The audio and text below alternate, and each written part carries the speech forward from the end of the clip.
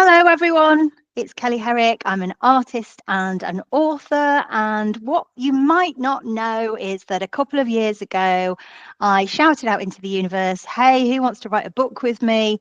And 32 other women said, "Hell yeah!" And we made a wonderful book called "No Ordinary Words: The Real Life Wisdom of Women." You can get it as a paperback like this. You can get it as a Kindle edition and as an audio book. It's on Amazon, so go search for it on Amazon. And all of the proceeds go to two women's charities, She Has Hope and Tree Sisters. And what we thought would be wonderful, and this is why Jennifer's joining me today, is to talk through women, creativity, writing, and all of our connections from that book in these interviews. So this is part of a series, so I hope you've enjoyed some of the other interviews. And let me introduce you to Jennifer Comeau. And this is what Jennifer says about herself. Get ready. This is a wonderful bio. Jennifer inspires humans to restore our sacred partnership with the rest of the natural world. A certified forest therapy guide, singer-songwriter, and author-speaker, nature is Jennifer's creative muse.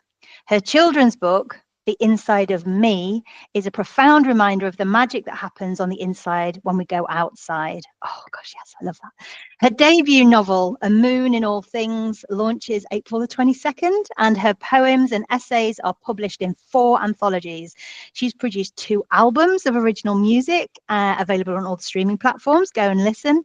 And she partners with Oz Green, an award-winning nonprofit bringing youth leading the world programs to Australia, Africa, and India. And she resides in Kennebunkport in Maine in the US, where she holds climate buoyancy and writing workshops, hosts sacred circles, and runs a wild wonder forest bathing business. I feel like I'm welcoming a goddess. Hello, Jennifer, welcome. Oh, thank you. Thank you so much, Kelly. It's great to be here with you. That's Yeah. wonderful. It's so accomplished, your biology, your biography. I do apologize. It's so accomplished. And I feel like as I read it, it's like there couldn't possibly be another thing. And then there was another thing, and it's so beautifully creative. Do you think of yourself as a creator, as a creative? Do you give yourself a label at all? You know, it's a funny thing because if you had read my biography 15 years ago, it would have sounded completely different. I have a master's degree in engineering. I was doing corporate project program management. I was in that box, that world of what I would say soul draining work. And so one time I wrote a poem called, in the poem, I referred to a secret bio. And I wrote the biography of what it is that I really wanted to become. And that's the bio you're reading now. So it speaks to the power of intention and that we can recreate ourselves at any moment, at any time. So yeah, it is interesting that I've lived into that to some extent. Yeah. It's amazing. I love the idea of that. That first of all, it was like an intentional thing that you kind of wished or manifested or desired or created for yourself. But the fact that it was a poem and like a creative tool that opened that up for you as well. It wasn't just like a workshop or, a self-help book or something. It was a creative tool that like unlocked that door inside you. That's wonderful. I think that's a workshop waiting to happen. I would definitely join that workshop. It sounds fabulous. So let's think back to the book then, No Ordinary Words. You're one of our amazing authors, and I love your chapter, Life as Prayer Flags. And it was a beautiful little, almost a mini anthology, wasn't it, of poems and musings and journal jottings and all sorts of wonderful trips and travels that you'd been on and different sort of elements of feelings from that. Can you just give us a short overview of what you wrote? I mean, you might want to read something or you might want to tell us about it. Yeah, thank you. And I loved being a part of this, by the way, this process and meeting women from all over the world, which was so lovely, and especially even doing the audio portions of it, which is great. Yeah. But I labeled it Life is Prayer Flags. And again, it's one of those, wouldn't it be nice if that's how we thought of life, as just a series, each moment has a beauty in it, even if it's a hard moment, and each moment has, some kind of intentional, a little prayer, a little, wish turned upward to it. And so these were just poems of moments in my life where I wanted to capture something about it. And for example, one of the titles is Dirty Dishes. And it speaks to how on a New Year's morning, I didn't want to do the dishes from the night before.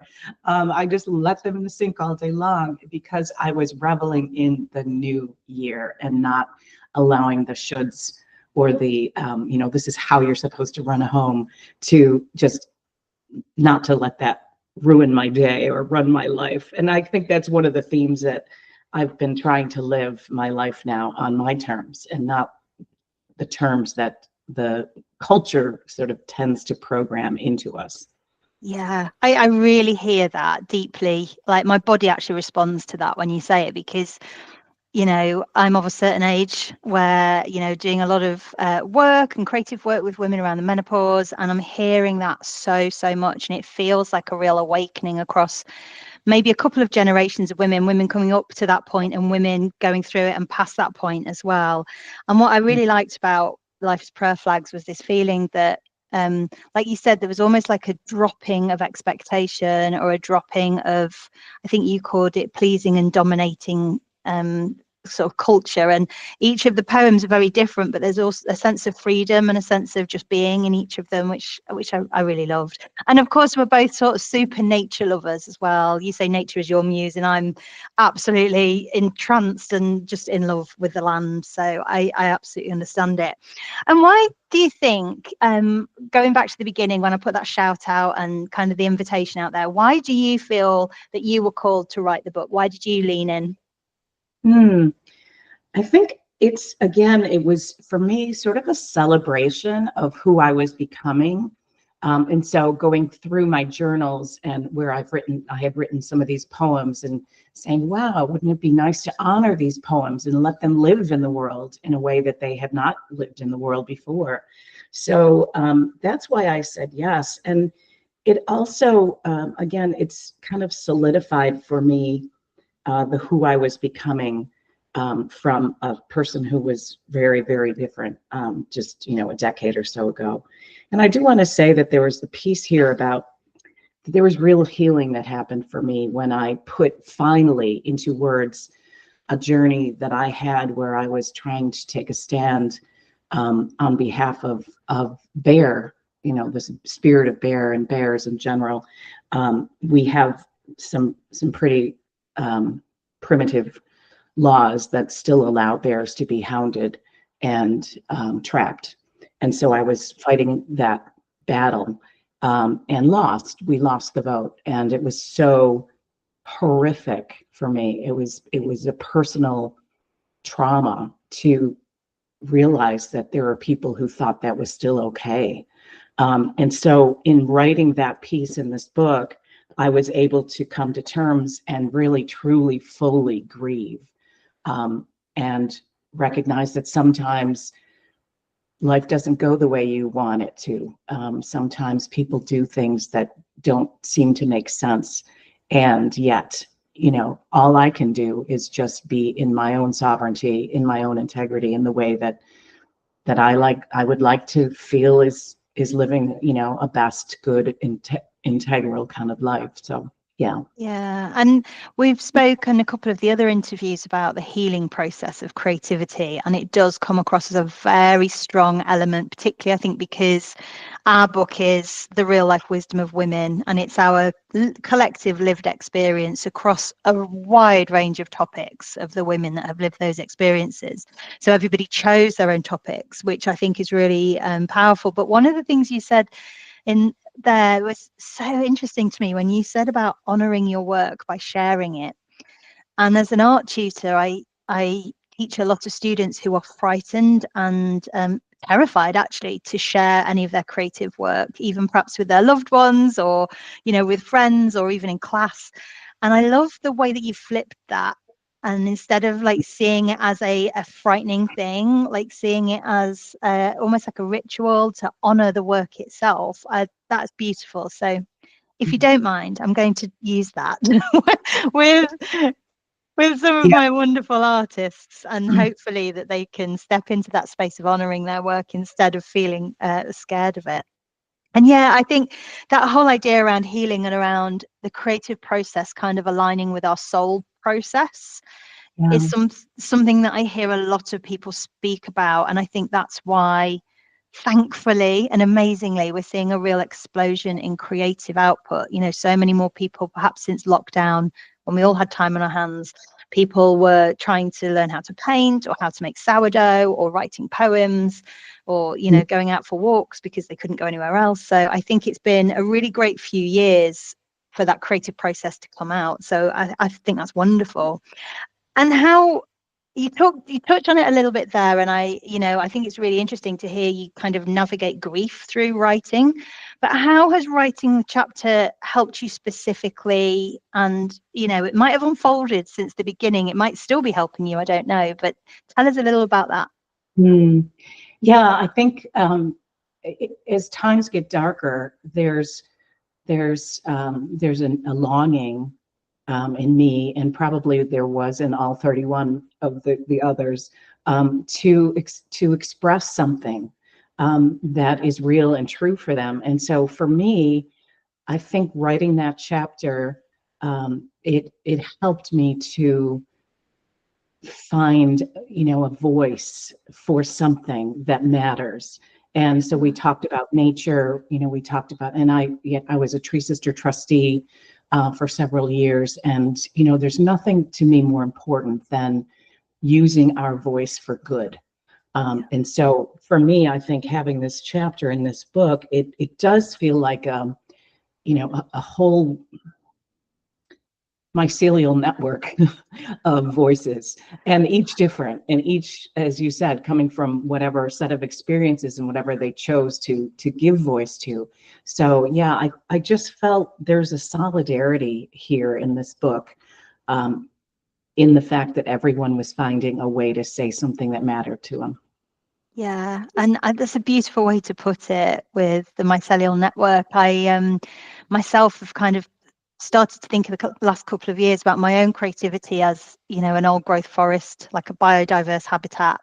And these modern days, everybody wants you to be in a certain shape and say a certain thing. And, sometimes we want to say different things or be different creators and different people. So I think that's really beautiful. And the way I think that we chose to pull it together with so many different voices, it almost couldn't have been anything else, which I think is wonderful, because the collaboration and the energy from that kind of steered how it went. I think certain people had conversations as they were writing with other women, which then inspired them or got past blocks.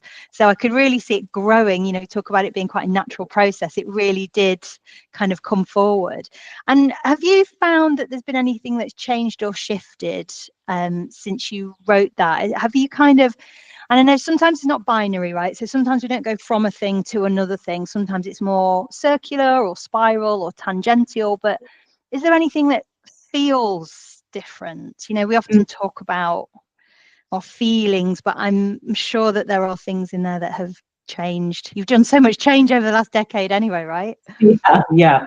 I do think what feels different is that, and you touched on it a little bit, that in a world that wants you to be a certain way, whatever that way is. So, for example, I've got a children's book, and I have CDs of original music. I can't be pinned down. I don't want to be pinned down. I have a lot of gifts and talents that I want to use in all different ways. And so I think partly what this book has helped me to do is really claim that, like, yes, I can write poems. Have I studied poetry as a thing? Do I know all the? No. I write prose poems, and I just write, what matters. And I try to find beautiful words that express that in the most true way.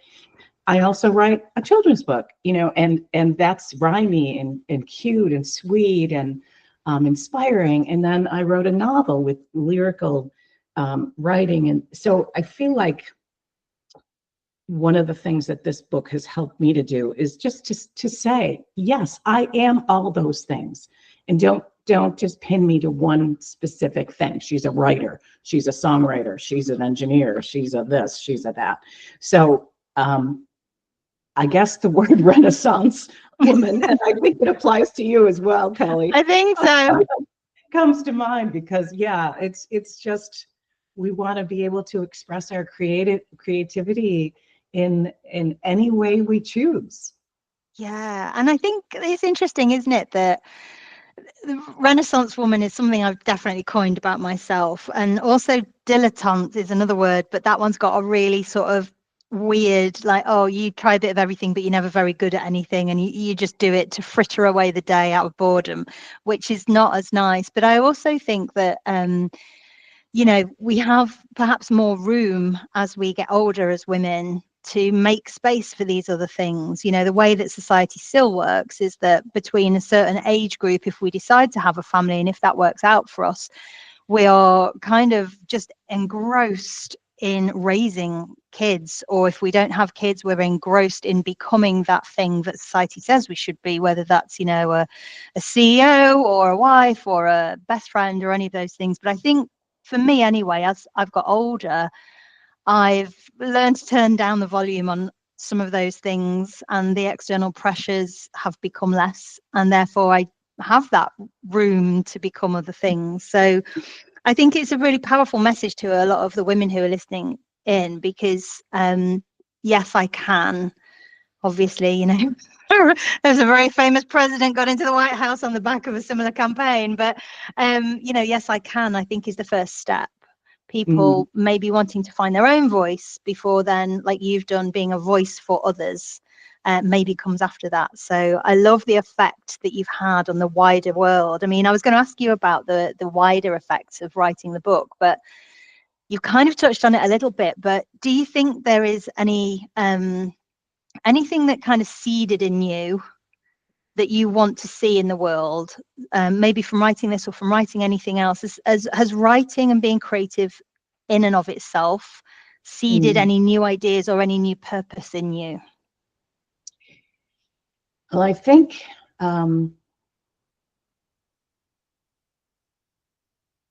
it's a good question. I guess what I would say is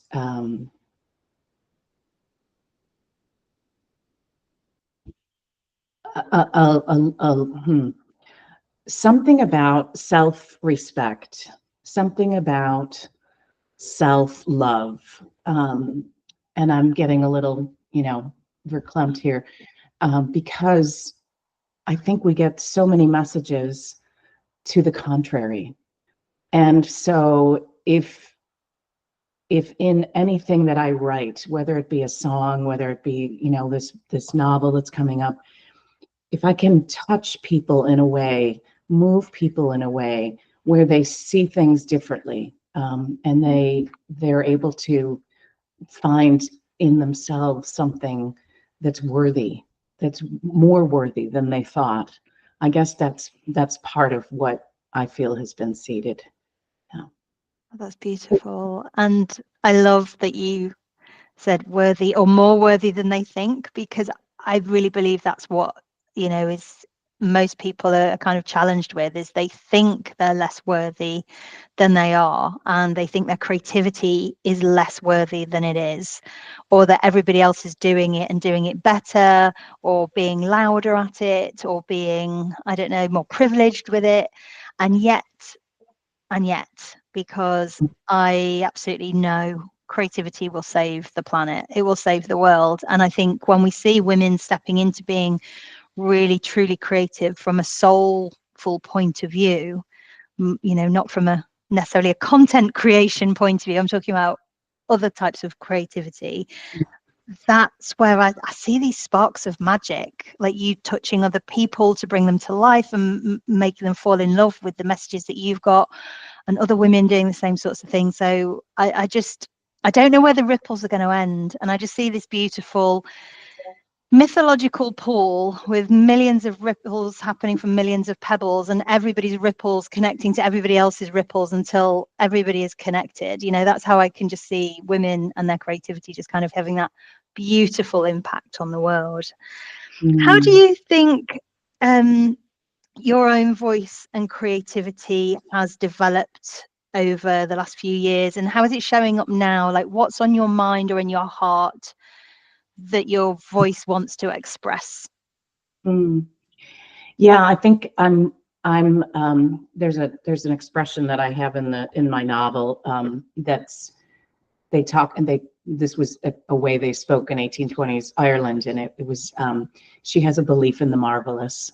And I love that, because I'm no longer afraid to say that I believe there are subtle realms, and there are invisible realms that are a thin flame away. And so I imbued that in my book, and I'm no longer afraid of talking about, what we have to do, because thoughts are things. Thoughts are real. They are energetic life force. And so we have to guard and sweeten our thoughts right now, because if we don't, we're feeding exactly what it is that we don't want. Most of us don't want in the world. And so, yeah, I think I'm not hiding behind um, a set of beliefs that are that logical, linear, mechanistic world anymore. And I never really was. I was the kid that climbed trees and played with pollywogs and ponds, but I became something else in order to, quote, succeed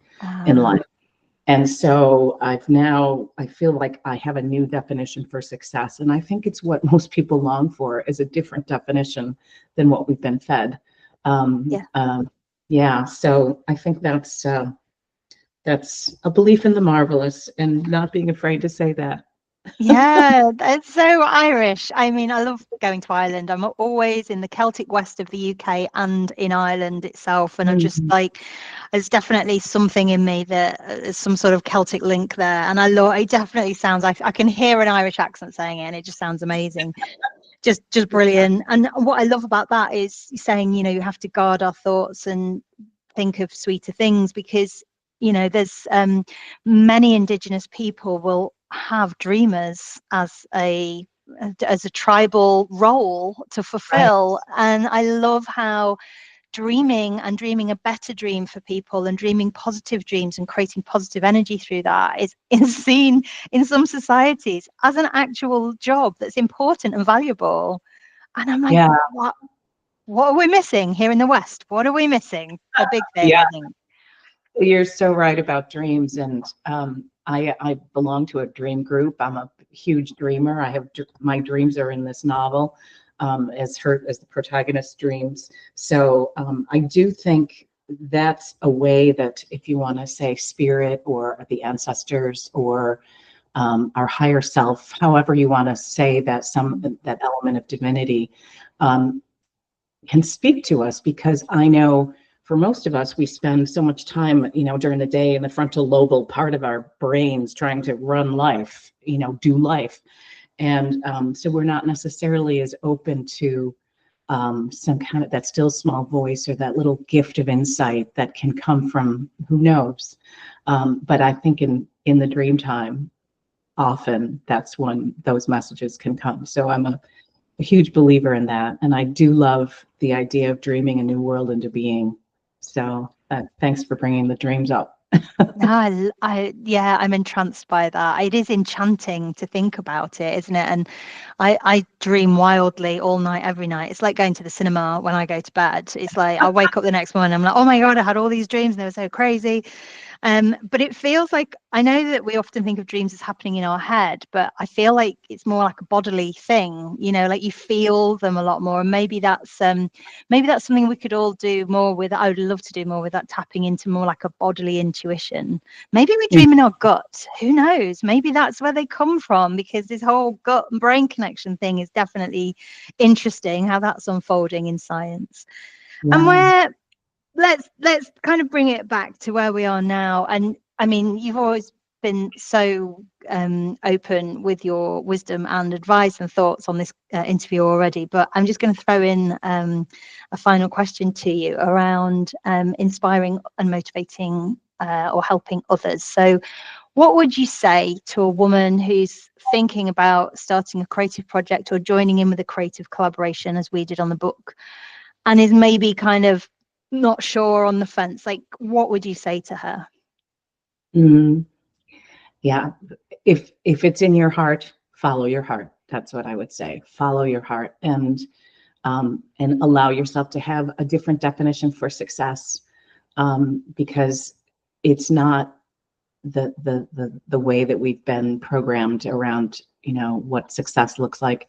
It's just really empty. And so follow your heart, do what brings you joy. I think it was Thomas Thurman. I won't even know the name, but he talked about what the world needs is everyone coming into joy and contributing to something greater from that place, from a place that brings you joy, not from a place of the suffering servant or the martyr. Oh my God, I got to do this because, save the world or whatever. Because I can get in my head about, why are you spending, now this is almost 10 years, to write this, and as opposed to, you could have been marching somewhere against something, or working on something at a policy level, or any of those things. And I just feel that when we are in our joy, when we're doing things that bring us to life, that paradoxically is what the world most needs. Yeah. Wow. It's wonderful to feel. I just feel like you've granted me permission to not always be in action. Just hearing you say that, like, I don't always have to be in production mode, performative mode, action mode. There is something real and active about being, and real and active about creating without a purpose, as well as creating for a purpose. And that's really, really wonderful. It reminds me of I'm not quite sure how they say it, but when the Zen Buddhists say, the ripple of the wave on the ocean is all the way down to the deepest depths of the ocean, but it's all one ocean. And the way you just said around is something like that. I'm not a Zen Buddhist, but the way you just said, why take 10 years to write a book, makes me think, well, that was your deep, dark depths of your ocean. And a lot of the activity that you could have been doing would have been the waves on the top. But you also need some deep, dark ocean. And it just really made me think of that. And that calmed me as I was listening to you very much. I'm an ocean lover. So that was amazing. So I'm going to say thank you and draw it to a close. I also think I have a teenager knocking on my door to come in. Here's mine. So that's great timing. So I'm going to say thank you so much to Jennifer for being on. And we will be bringing you lots of other beautiful women who have been authors on our project. And yeah, check out Jennifer. Her book comes out in April. Check out our book, No Ordinary Words. Again, apologies for my teenage son just coming home there. And it's all real here. This is no sort of performative space, fully edited. This is just real life, guys. It's been an absolute pleasure. I've loved it, Jennifer. Thank you so much. Thank you, Kelly.